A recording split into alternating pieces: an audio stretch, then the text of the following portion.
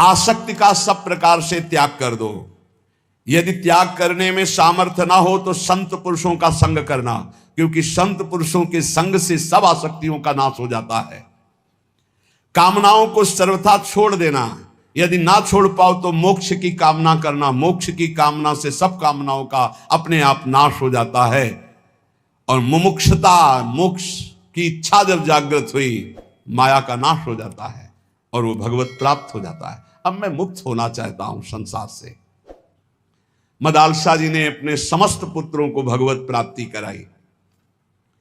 जो उपासक भगवत तत्व में स्थित होना चाहता है तो गुरु शुश्रूषणम सत्यम अक्रोधो दानमेव च एतत् चतुष्टयम ब्रह्मन् शिष्टाचारेषु नित्यदा। जैसे शब्द सुने गए और वो हृदय में जाकर हमारी व्याकुलता पैदा कर दें। जैसे आज सुना कि तू देह नहीं, शुद्ध बुद्ध आत्म तत्व है, हर विकार इससे मिटाया जा सकता है। पर वो टिके कैसे? वो शब्द हमारे अंदर जाकर के टिके कैसे? तो कह रहे ये चार बातें जिनमें हैं तो परमार्थ के शब्द अंदर गूंजने लगते हैं और उसका परिवर्तन कर देते हैं। सबसे पहले संत कृपा होती है, तभी वो शब्द हमको सुनने को मिलते हैं। कभी कभी ऐसा होता है कि पूर्ण भ्रष्ट आदमी के कान में भी जो भगवान के भजन में मगन संत जन है, उनकी जब बातें पड़ती तो जबरदस्ती उनका परिवर्तन कर देती है। उनका पावर जो भजन का है, कृपा का है गुरुजनों के, वो शब्द के साथ जाता है और जीव का परिवर्तन कर देता है। पर उससे आगे बढ़ने के लिए, जैसे देखा गया 4-6 महीने तो ठीक चला, हम फिर फिसल गए। वो उनके वचन का पावर आपको बिल्कुल नार की स्थिति से ऊपर उठाया था। अब आपको संभल के चलना पड़ेगा। ऐसा नहीं कि जीवन भर बस वो काम कर जाएगा, नहीं। एक बार आपको निकाल के अब फिर दलदल में गिरोगे जाके तो मरो। आगे ठीक से चलो। ठीक से कैसे चल पाएंगे? तो कह रहे गुरु शुश्रूषणम सत्य मक्रोधो दानमेव च। शिष्टाचार की यहां व्याख्या नहीं कर रहे गुरु शुश्रूषण, यहां कह रहे गुरुदेव को समर्पित होकर उनकी सेवा के द्वारा जो हमारे अंदर गंभीरता आती है, सहनशीलता आती है, भागवतिक सद्गुण आते हैं, वही हमको इस मलिन माया के आकर्षण से बचाते हैं। जब हम गुरु सेवा में, तो फिर ये प्रश्न आ जाता है कि क्या सबको कहां इतना टाइम है और गुरु को इतना टाइम कहां है कि सबकी सेवा ले? तो गुरु सेवा आज्ञा होती है, आज्ञा। ये जो सत्संग हो रहा है, ये जो एकांतिक हो रहा है, ये जो आपको उपदेश मिल रहे हैं, इनका पालन करना ही गुरु सेवा है। हाँ, प्रगट में अवसर मिल जाए किसी को कि कोई संत हैं, बीमार हैं, या वस्त्र धो देना है, औषधि दे देना है, भोजन दे देना है, ये बाह्य शरीर की सेवा है। आंतरिक गुरु सेवा है उनकी आज्ञा का, और ये सब कोई कर सकता है, आज्ञा पालन। कह रहे गुरु शुश्रूषणम, गुरु सेवा। इसीलिए शुद्ध ज्ञान प्रकाशित नहीं हो पाता, क्योंकि आज स्वयं सब गुरु बन जाते हैं। गुरु के अधीनता, गुरु सेवा, ये बहुत बहुत दुर्लभ बात है। धन्य है वो जो अपने गुरुजनों की आज्ञा में चलते हैं। नहीं, यहां सब प्रारंभ से ही मान के भोक्ता बन जाते हैं। प्रारंभ से ही गुरुगिरी हृदय में आ जाती कि मैं वो बिगड़ गया। जब जीवन भर गुरुदेव की आज्ञा में रहा जाता है तो उसके हृदय में गुरु तत्व स्वयं प्रकाशित हो जाता है। जब गुरु तत्व प्रकाशित हो जाता है तो जानत तुम्हें तुम्हें हो जाए, उसमें फिर ब्रह्मविद ब्रह्मवि भवति, उसमें कोई फिर फर्क नहीं पड़ेगा। पहले महापुरुषों की सेवा में जीवन समर्पित किया जाता है। वेद का सार भाव है सत्य, और वो सत्य जागृत होता है गुरु सेवा परायण में।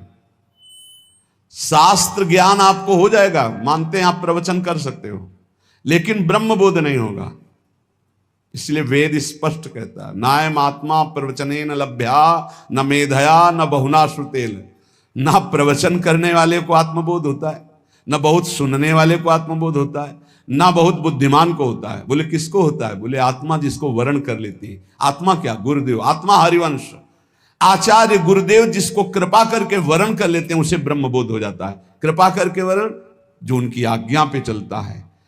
भगवान श्री राम जी ने कहा कि वही मेरा सेवक है जो मेरे अनुशासन में रहे, मेरी आज्ञा पे रहे, आज्ञा का पालन करे, वही मेरा सेवक है। सेवक वही जो आज्ञा पालन करे, जो गुरु सेवा, और फिर कह रहे हैं सत्य। सत्य भगवान का नाम है।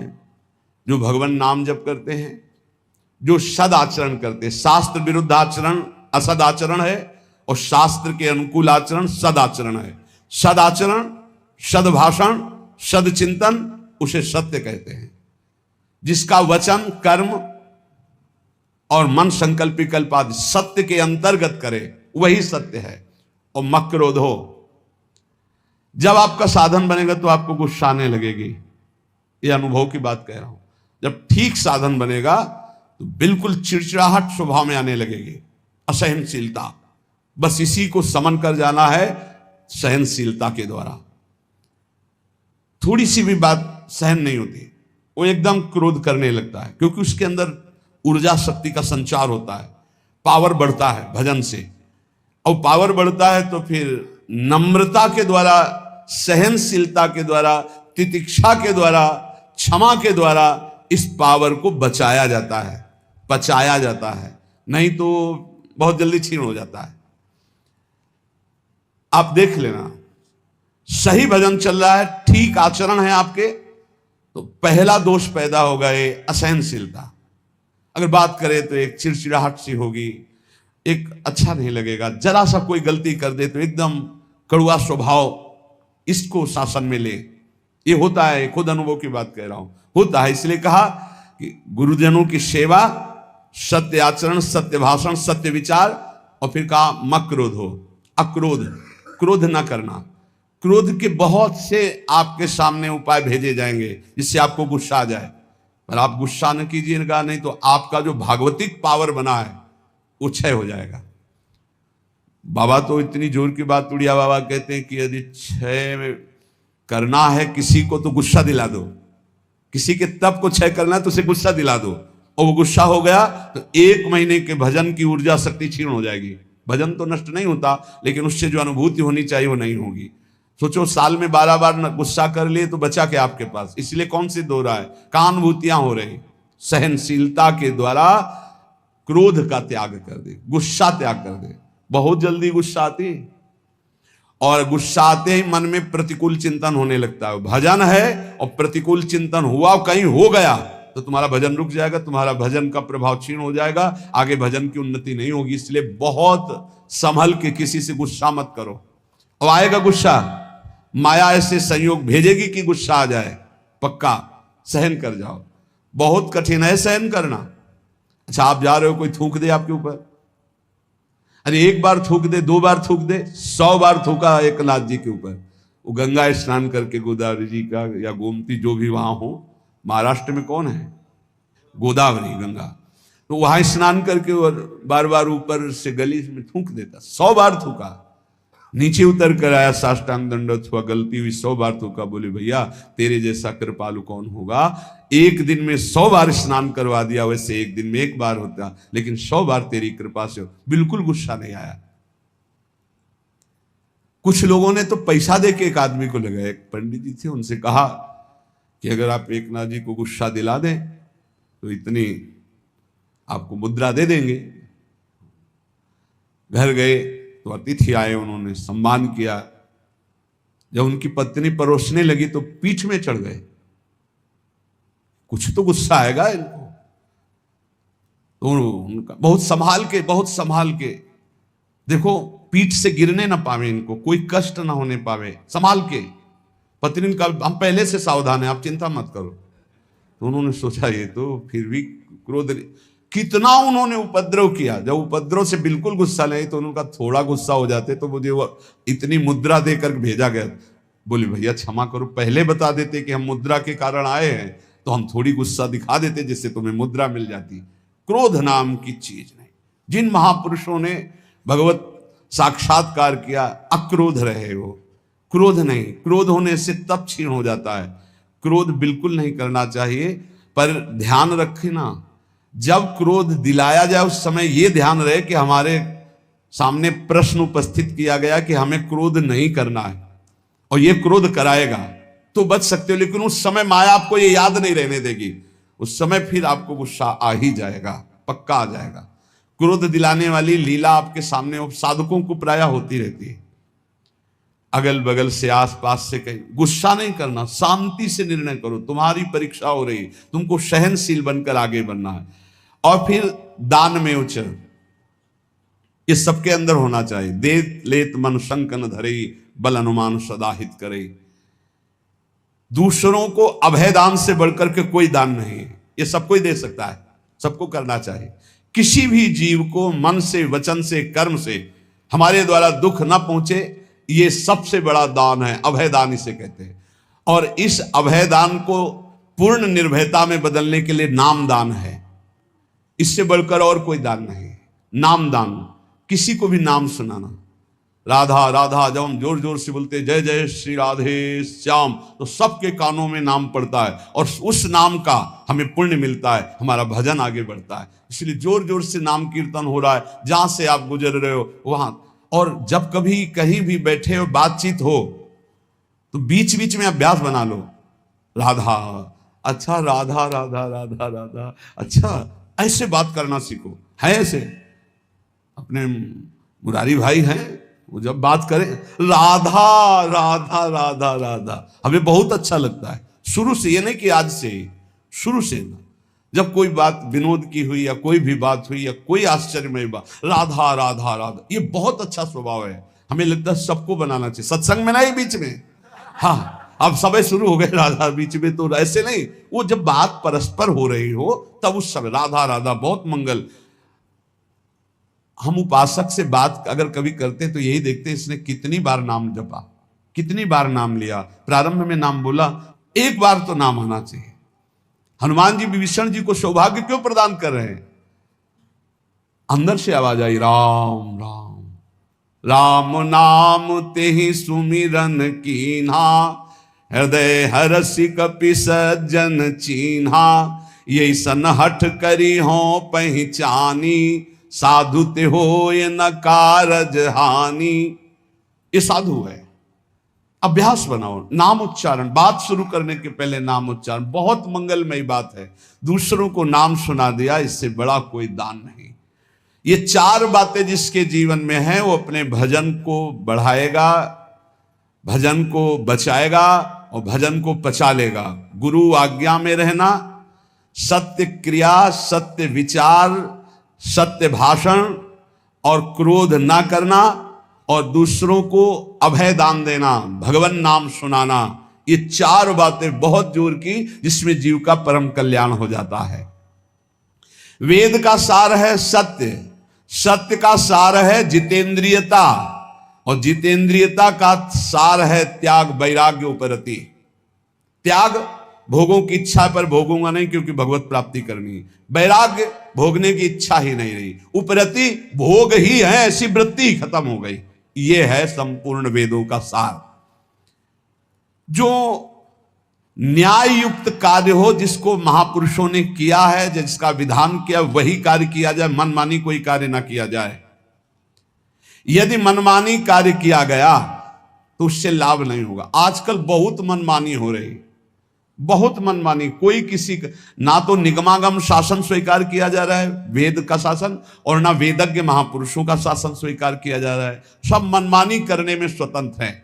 गुरु बस इस बात का कि तुम मंत्र हमें दो, हम 50 को और देते हैं, बस इस बात के लिए गुरु मंत्र दिया, उसका साक्षात्कार किया, इसके लिए नहीं। इसके लिए तो गुरु की अधीनता स्वीकार करनी पड़ेगी।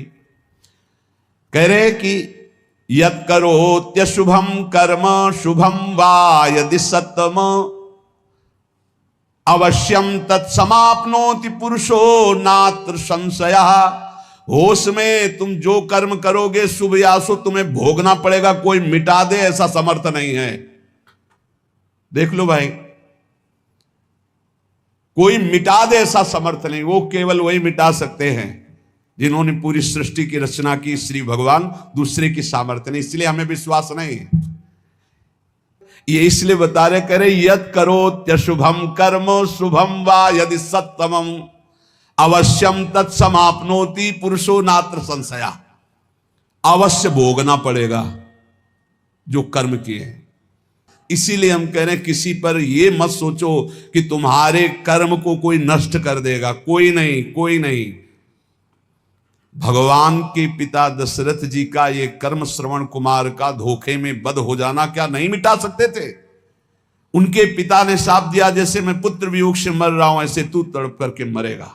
वैसा ही पूज्य महाराज दशरथ जी हा राम कह करके प्राण त्यागे।